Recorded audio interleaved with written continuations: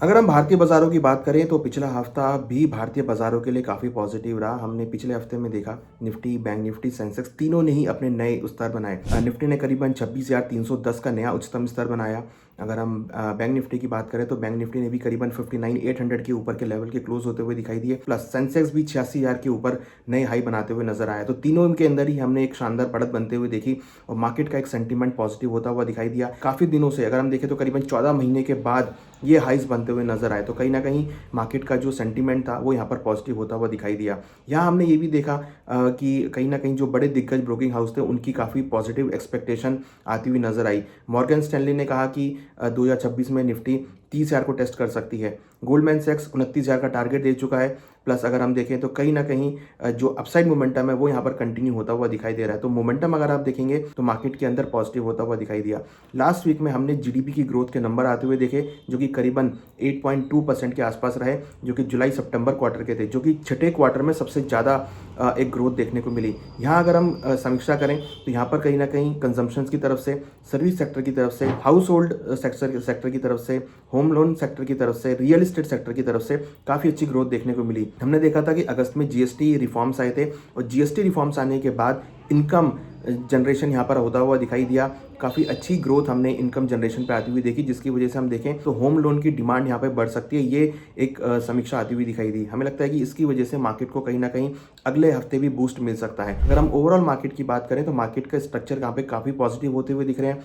इस बार अगर आप देखेंगे तो मार्केट के अंदर इंडियन मार्केट की अगर बात करें तो फंडामेंटल काफ़ी पॉजिटिव है।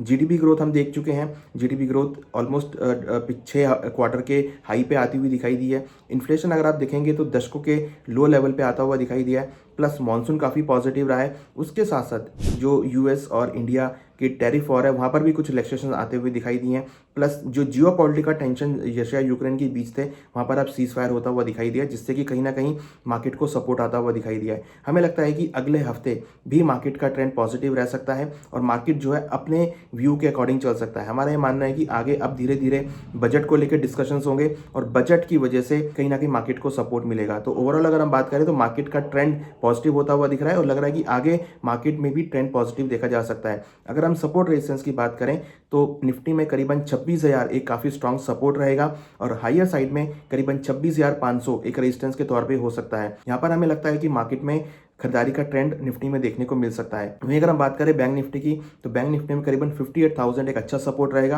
और हायर साइड में लग रहा है कि करीबन 61,000 एक रेजिस्टेंस के तौर पे हो सकता है। यहाँ पर भी खरीदारी देखने को मिल सकती है।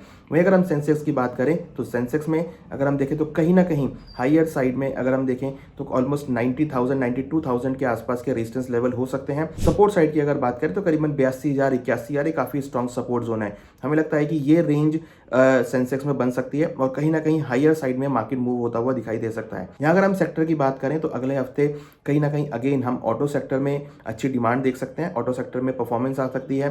प्लस एनबीएफसी या होम लोन सेक्टर में खरीदारी देखने को मिल सकती है। बैंकिंग सेक्टर में खरीदारी देखने को मिल सकती है। मेटल सेक्टर में खरीदारी देखने को मिल सकती है। डिफेंस सेक्टर में खरीदारी देखने को मिल सकती है, क्योंकि जिस तरीके से इकोनॉमीज अब ओपन हो रही हैं, वॉर से बाहर आ रही हैं, ट्रेड टेंशन खत्म होती हुई दिख रही है, तो उससे लग रहा है कि कहीं ना कहीं काफ़ी हद तक मार्केट को सपोर्ट मिलेगा। तो ओवरऑल अगर हम बात करें तो अगला हफ्ता भी मार्केट के लिए पॉजिटिव हो सकता है और यहाँ पर आपको खरीदारी का ट्रेंड देखा जा सकता है।